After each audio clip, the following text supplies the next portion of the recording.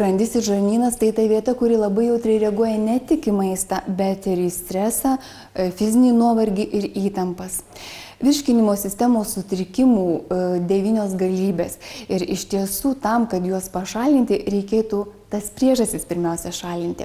Tačiau kaip pagalbos reikia čia ir dabar, padėti gali ir žoliniai preparatai, kurie veikia švelniai, tausojančiai, bet efektyviai. Pažiūrėkime, kokie jie gali būti.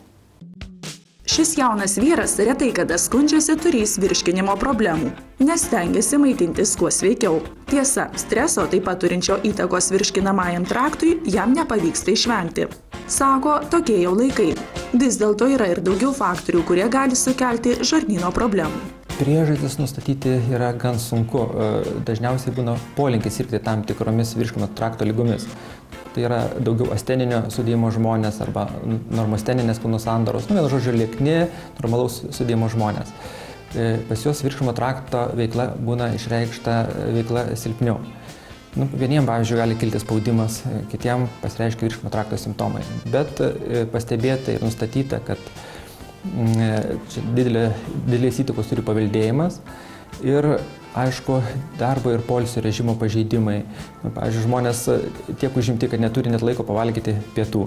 O virškinimo traktas prašo, jis tiesiog sutvertas, kad kažkas į jį būtų įdėta. Sutrikus virškinimui būtina ieškotis pagalbos, neuždelsti. Esant virškinimo sutrikimams yra paruošti vaistiniai preparatai. Pavyzdžiui, gali būti augaliniai. Jie gali būti kapsulėse arba tabletės pagrindu, gali būti ir arbatų pagrindu.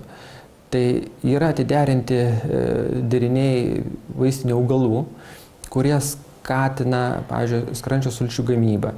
Nes jeigu, pavyzdžiui, ilgai vartojo vaistus, jie sukelia, ilgalaikis vaistų vartojimas gali sukelti ir skrandžio gleivinės atrofiją, atpratinti skrandį, išskirti, kaip sakant, virškinimo fermentus, kasa pradeda silpniau veikti, tokiu atveju žolelės pastimuliuoja. Taip pat vaistai, jeigu ilgai vartojami, jie sukelia plonojo žarnyno tokius sudirginimus, tai ištirti yra praktiškai neįmanoma.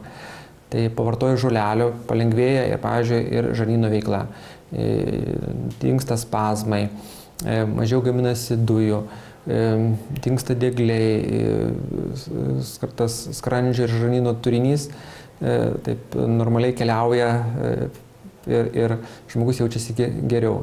Pasirūpinti virškinimo sistema tik pajutus pirmosius simptomus galima vartojant Akorus vaistažolių produktus, kurie yra švelnus, bet veiksmingi gerai savijautai, be dažiklių ir dirbtinių kvapiųjų medžiagų.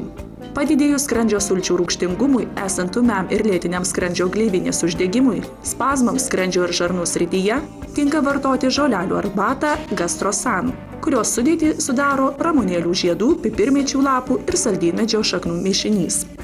Vidurių turinio minkštinimui, hemorojui, trumpalaikiam vidurių užkietėjimui po išeinamosios angos tiesiosios žarnos operacijų tinka kalendrų vaisių, šaltekšnių žievės, senų lapų ir kraujažolių žolės mišinys.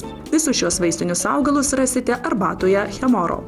Maisto papildas balkšvųjų gysločių sėklų luobelės tai 100% natūralios maistinės skaidulos vartojamos esant užkietėjusiems viduriams, stemplės skrandžio gleivinės pažeidimams, diabetui, antsvoriui. Kaip pagalbinė priemonė vartojama esant dirgliosios žarnos sindromui, viduriavimui bei padidėjus cholesterolio kiekiui kraujyje.